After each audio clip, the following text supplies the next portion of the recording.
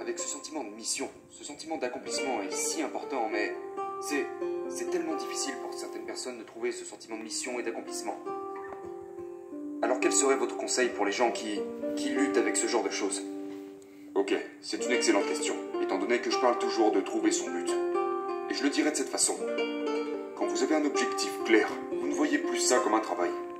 Vous ne redoutez pas de sortir du lit le matin ou d'ouvrir la porte de votre voiture ou monter les escaliers pour vous rendre au travail. Mais souvent les gens ne comprennent pas ce concept. Ils sont là et ils disent « je ne comprends pas ce que ça veut dire ». Et la question que je pose toujours aux gens est « quelles sont les choses pour lesquelles vous vous portez volontaire? Que faites-vous pendant votre temps libre? À quand remonte la dernière fois où vous avez fait quelque chose sans voir le temps passer, où vous n'aviez même pas eu l'impression de travailler? Quelque chose que vous vous êtes précipité à faire parce que vous saviez qu'elle vous rendrait heureux. Et donc, le conseil que je donnerais serait arrêtez de courir après le statut, le titre et l'argent. Faites ce pourquoi vous vous portez volontaire, et puis le succès, l'excellence et l'argent viendra à vous.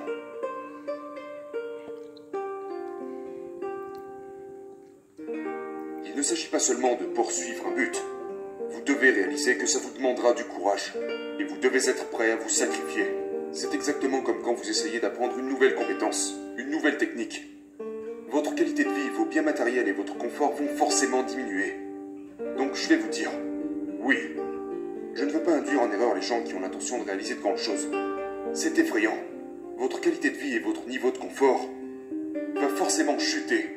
Mais votre qualité de vie en termes de santé, de bien-être, d'épanouissement, de bonheur, ira progressivement bien au-delà de tout ce que vous pourriez imaginer. Et je vais vous dire ceci. Les personnes qui poursuivent l'espoir, l'optimisme et une mission vivent une vie bien plus longue. Ils sont beaucoup moins stressés que n'importe qui d'autre. Donc lorsque vous regardez cette grande maison, cette voiture de luxe ou n'importe quel bien matériel, rappelez-vous que vous n'avez qu'une seule vie à vivre et que vous avez peut-être mieux à faire.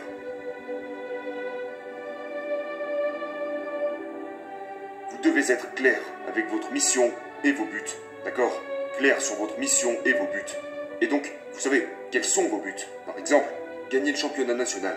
Quel est votre but? Obtenir ce poste de manager. Peu importe ce que c'est. Trouvez votre but. Et puis ensuite, il est important de vous demander, ok, si mon but est celui-ci, quelles sont les étapes claires par lesquelles je dois passer pour vraiment atteindre cet objectif? Disons que le but est, je dis n'importe quoi, disons que mon but est de perdre 10 kilos. C'est, je veux me sentir bien dans ma peau.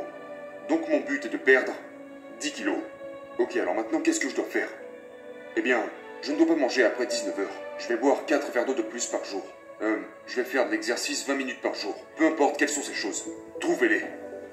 Et tout d'un coup, vous vous retrouvez avec un plan précis de tout ce que vous devez faire. Mais le truc, c'est que parfois, nous traçons ce plan seulement dans notre tête. Vous devez l'écrire.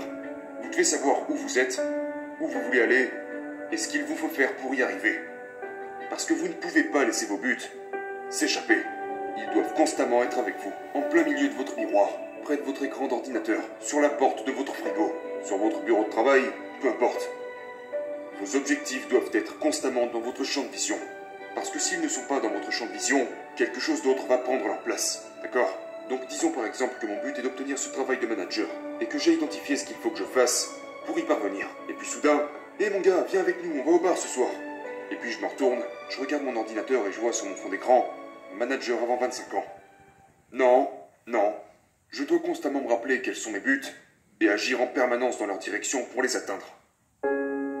Donc c'était la première technique. Écrivez-le et placez-le quelque part où vous pouvez le voir. La deuxième technique est vraiment tout aussi importante. Celle-ci concerne les gens avec qui vous êtes entouré. Entourez-vous de personnes qui vous rendent meilleur. Numéro 3. Quelles sont les distractions? Ne restez pas là à attendre qu'elles vous surprennent. Quand vous définissez vos buts et que vous définissez le processus, identifiez aussi toutes les choses qui risquent de vous ralentir. Quelles sont les choses qui peuvent vous distraire pour que vous puissiez vous en écarter avant qu'elles vous ralentissent?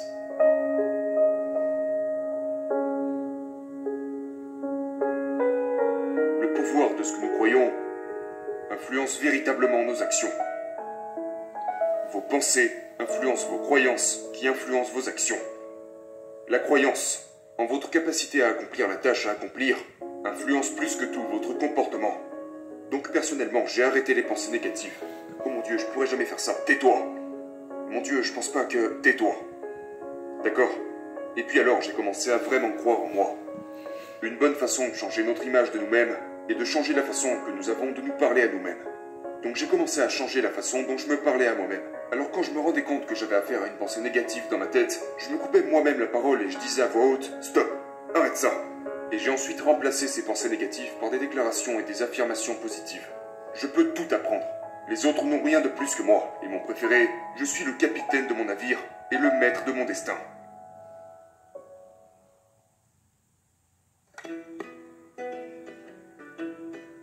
Les gens interprètent l'échec comme une fin en soi. Ils interprètent les revers comme des pertes. Ils ne réfléchissent pas à ce qu'est un échec en réalité.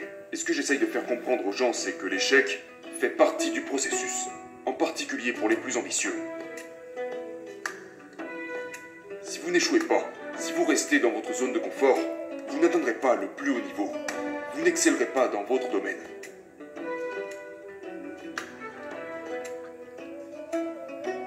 Vous devez être prêt à rater la cible de temps en temps, parce que c'est dans cet inconfort, dans l'échec, que vous allez réfléchir à « Qu'est-ce que je dois faire de manière différente?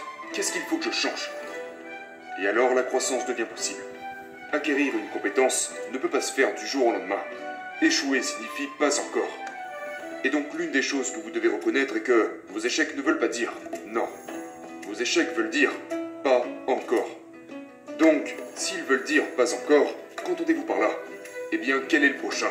Qu'est-ce que je vais essayer de faire différemment? Qu'est-ce que j'ai besoin de réajuster? Si vous obtenez la réponse pas encore, cela veut dire ok, quelque chose doit être modifié. Et donc c'est ce que je veux que vous disiez quand vous échouez à quelque chose. C'est comme, ok, pas encore. Et puis maintenant vous réfléchissez. Quelles sont les raisons pour lesquelles ce n'était pas encore le moment? Qu'est-ce que j'aurais pu faire différemment? Et si vous écrivez toutes ces raisons sur papier, si vous vous arrêtez sur chacune d'entre elles, ok, alors maintenant je vais essayer ça, je vais essayer ça, je vais essayer ça, je vais essayer ça. Très bien. Mais une fois que vous avez fait ça, ça ne veut pas dire que ça ne se reproduira plus jamais. En fait, ça ne fonctionnera toujours pas. J'ai essayé ça, ça et ça, mais ce n'est toujours pas bon. Pourquoi? Si Gladwell parle de la règle des 10 000 heures, si J.K. Rowling s'est fait rejeter 10, 15, 20 fois avant de pouvoir publier son livre, ou encore si Edison est passé par des milliers d'échecs pour réussir à créer l'ampoule électrique, alors moi aussi je peux sûrement essayer encore une ou deux fois, persister, afin de réaliser mes rêves.